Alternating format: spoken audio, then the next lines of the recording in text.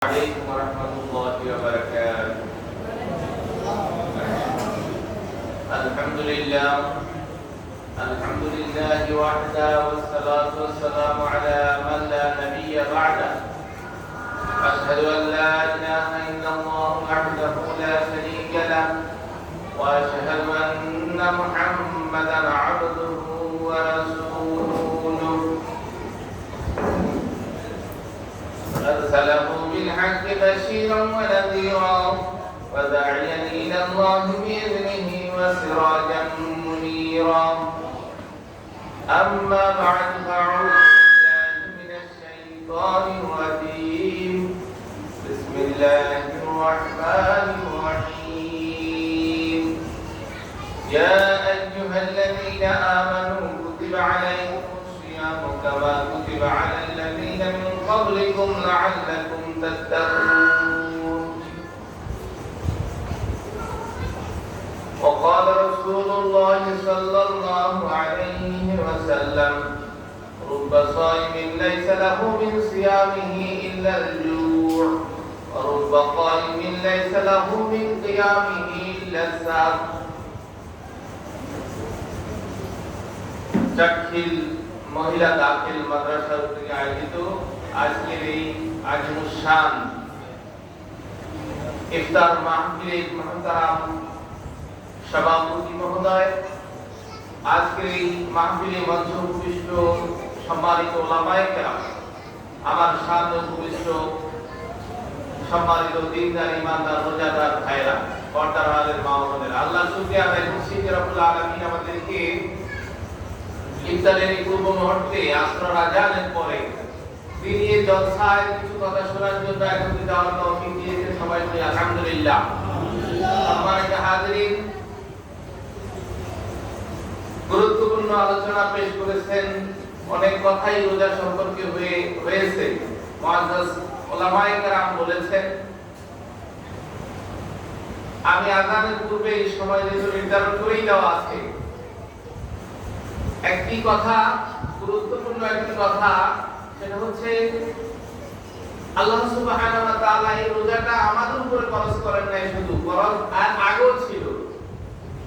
কুতিবা আলাইকুমুস সিয়াম কামা কুতিবা আলাল লাযিনা মিন ক্বাবলিকুম, আগেও ফরজ ছিল। এর মানে হচ্ছে গুরুত্বপূর্ণ কোনো এজেন্ডা বা কর্মসূচি যদি হয়, সেটা সরকার পরিবর্তন হয় কিন্তু কর্মসূচি পরিবর্তন হয় না।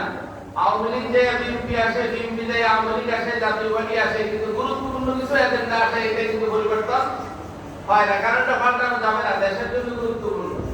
ইমানদার মুমিনদের জন্য এই রোজা আবশ্যিক। আদম থেকে শুরু করে প্রত্যেক নবীর উপরে এই রোজা ছিল, তবে 30 দিন না, প্রত্যেক নবীর উপরে 3 দিন রোজা রাখা কি ছিল? ফিক্স করা ছিল, ফরজ করা ছিল, কিন্তু রোজা ছিল।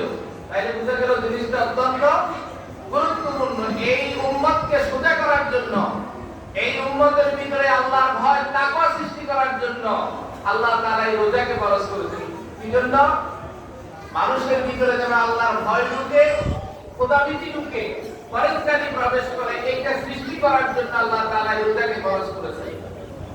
সম্মানিত হাজিরিন, এই রোজা যে আমাদের উপর ফরজ করলো, এই দিন কত বছর পর্যন্ত আমরা রোজা রাখতেছি?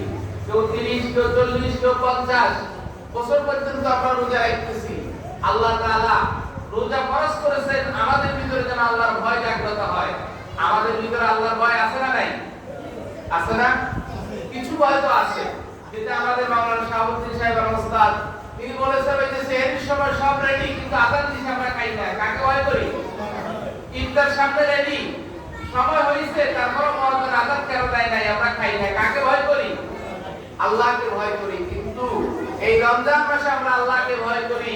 রমজান মাস চলে যাওয়ার পরে এই মানুষটা, যেই মানুষটা সেহরি খাওয়ার সব রেডি করার পরে আযান দিছে আর খায় নাই, ইফতারের সামনে আছে, আযান দেয় নাই, তারপর খাচ্ছে না, আল্লাহকে ভয় করে, সেই মানুষটাই রোজা ছেড়ে গেলে ঘুষ খায়নি বলেন, সুদ খায়নি, মিথ্যা কথা বলে কিনা? বলে। সেই মানুষটাই মাপে কম দেয়, ওজনে কম দেয়, কিন্তু রোজা করে না। রোজার ভিতরে কি করে না? এই কাজগুলো করে না, আল্লাহকে ভয় করে। আল্লাহকে, তাহলে রোজা চলে যাওয়ার পর, এই যে এত বছর রোজা রাখার পরও এই রোজায় আমার আপনার ভিতরে আল্লাহর ভয় জাগাইতে চাইছে, কিন্তু সেই তাকওয়াটা আসতেছে না, কি কারণ? নিশ্চয়ই একটা কারণ আছে। নিশ্চয়ই কি কারণ আছে। এই যে ফ্যান লাগাইছে ঘুরের জন্য, ফ্যান যদি না ঘুরে তাহলে নিশ্চয়ই কারেন্টের লাইন নষ্ট, নয় ইলেকট্রিসিটি নাই। একটা কারণ তো অবশ্যই কি আছে। আমি আপনি এত বছর রোজা রাখার পরও রোজা চলে গেলে আমরা মিথ্যা কথা বলি, আমরা হারাম খাই, আমরা অপরের মাথায় বাড়ি দেই, আমরা জমি রাই খেলি, আমরা ওজনে কম দেই, তাই বুঝা গেছে তাকওয়া আমার আপনার ভিতরে আসে নাই, ভেজাল কোথায়ও আছে। সেটার কারণ হচ্ছে আল্লাহ তাআলা আমার আপনার জন্য একটা প্রেসক্রিপশনে দুইটা ওষুধ দিয়েছেন। কয়টা? দুইটা। একটা হচ্ছে আল কোরআনুল কারীম। আল্লাহ বলেন শাহরুর রমাদান আল্লাযী উনজিলা ফীহিল কুরআন হুদাল লিন-নাস ওয়া বাইয়িনাতিন মিনাল হুদা ওয়াল ফুরকান। এই সেই রমজান মাস, এই রমজান মাসে আমি কোরআনে কারীম নাযিল করেছি মানুষের হেদায়েতের জন্য, মানুষের মুক্তির জন্য, হক আর বাতিলের মাঝে পার্থক্য করার জন্য। কেন নাযিল করেছেন সেটাও বলে দিয়েছেন সাথে। তাইলে একটা প্রেসক্রিপশন, আল্লাহ তাআলা একটা প্রেসক্রিপশনের মাঝে একটা ওষুধ দিয়েছেন আল কোরআনুল কারীম। আমি রমজান মাসে কোরআনে কারীম নাযিল করেছি পামান শাহিদা মিনকুম শাহরা ফালিয়াসুমহু। সুতরাং তোমাদের মাঝে যে ব্যক্তি এই কোরআন নাযিলের মাস পাবে সে যেন রোজা রাখে। তাহলে আগে বলছি কি কোরআন এই মাসে নাযিল করছি, এরপরে বলছে কোরআন নাযিলের এই মাস যে ব্যক্তি পাবে পামান শাহিদা মিনকুম শাহরা ফালিয়াসুম, সে যেন রোজা রাখে, সে যেন রোজা রাখে। কিন্তু আমরা কোরআন নাযিলের মাস, আল্লাহ কোরআন দিয়েছে, আমরা কোরআন গ্রহণ করি নাই, আমরা রোজা গ্রহণ করেছি। ডাক্তারের কাছে আপনি গেলেন, আপনার মাথা ব্যথা, আপনার টাইফয়েড হয়েছে, আপনাকে ডাক্তার দুইটা ওষুধ দিয়েছে, একটা হলো অ্যান্টিবায়োটিক আর একটা হলো প্যারাসিটামল। আপনি প্যারাসিটামল এক পাতা 8 টাকা দিয়ে কিনলেন, 10 টাকা দিয়ে কিনলেন, ডেইলি দুইটা, সকালে দুইটা, দুপুরে দুইটা, রাতে দুইটা খাইলেন, জ্বর একটু কমবে না? কমবে তো। কিন্তু প্যারাসিটামল অ্যান্টিবায়োটিক খান নাই, অ্যান্টিবায়োটিক খান নাই, অ্যান্টিবায়োটিক 60 টাকা দাম, 50 টাকা দাম, একটা সারাদিন একটা না খেলে মিলব, কিন্তু আসল ওষুধটা খান নাই। যার কারণে 5 দিন পরে প্যারাসিটামল খানা খেমাদানের হলে আপনার বাসা দিনে কিনা বলেন টাইফয়েড ভালো হবে কিনা? হবে না, কারণ আপনি এক নম্বর ওষুধটা খান নাই। ঠিক তেমনি ভাবে আল্লাহর দেওয়া প্রেসক্রিপশনে আল্লাহর দুইটা ওষুধ থেকে এক নম্বর ওষুধ অ্যান্টিবায়োটিক আল কোরআনে কারীমকে ধরার জন্য আমাদেরকে বলছে, কোরআনে কারীমকে গ্রহণ করার জন্য আমাদেরকে বলছে। এই কোরআন তেলাওয়াত করতে হবে, এই কোরআন বুঝে শুনে পড়তে হবে, কারণ আমাদের জীবন পরিচালনার জন্য এই কোরআন লাগবে। কোরআন কি শুধু তেলাওয়াতের জন্য আসছে? কি বলেন, কি তেলাওয়াতের জন্য আসছে? তাইলে দুনিয়ার কোন জজ, দুনিয়ার কোন আদালত যদি আপনার কাছে একটা চিঠি পাঠায়, একটা নোটিশ পাঠায়, কি আপনি কি এটা রসুলের নাবুদি থাকবেন? থাকবেন কি না বলেন? একটা আদালত থেকে একটা ফরমান আসছে, আপনি এটা না বুঝলে আপনি কি একজন বুঝালা লোকের কাছে যাইবেন না? তাহলে আল্লাহর পক্ষ থেকে এই কোরআন আমার আপনার কাছে মেসেজ আকারে আসছে, এই কোরআন কি লিখছে আল্লাহ তাআলা, এর ভিতরে কি আছে আমি আর আপনি এটা কি বুঝার চেষ্টা করেছি? সেই কোরআনটা আমি আর আপনি বুঝার চেষ্টা করি নাই। আসুন না, রমজানের এই কারণে পুরো রমজানের যে তাকওয়া সৃষ্টি আমার আপনার মাঝে, সেই তাকওয়াটা পরিপূর্ণরূপে আসতেছে না। আসুন সেই কোরআনকে আমার আপনার ধরা দরকার আছে না নাই? ও ভাইরা আমার, আমরা জীবনে মেট্রিক পাস করেছি, ইন্টার পাস করেছি, ডিগ্রি পাস করেছি, গাদা গাদা বই পড়ি, বড় বড় বইও পড়ি, কি পড়ি না? এত বড় বড় উপন্যাসের বই পড়ে শেষ করে ফেলাই। কোরআন শরীফটা কি বেশি বড় হবে বলেন তো দেখি?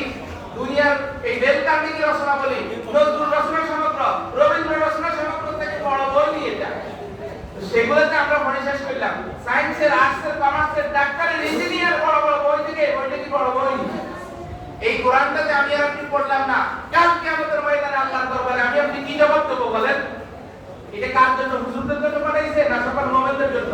মুতাল্লিল মুত্তাকিন, মুত্তাকিদের জন্য হেদায়েতের গ্রন্থ হচ্ছে এই কোরআন। সুতরাং ধর্ম কিনা বলেন, পড়ব কিনা বলেন?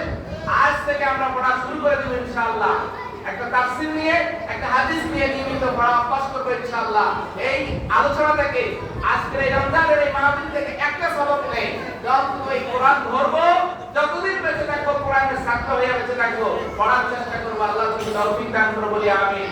আসসালামু আলাইকুম ওয়া রাহমাতুল্লাহি ওয়া বারাকাতুহু।